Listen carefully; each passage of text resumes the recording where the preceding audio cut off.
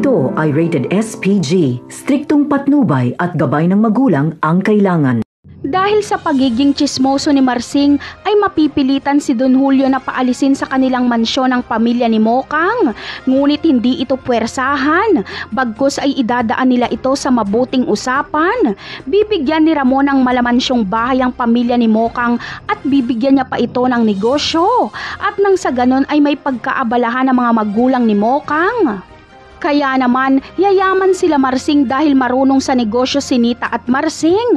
Mapapalago nila ang puhunang ibibigay ni Ramon. Kaya pupunta sila Marsing sa Quiapo para magsimba at magpasalamat sa biyayang pinagkaloob sa kanila.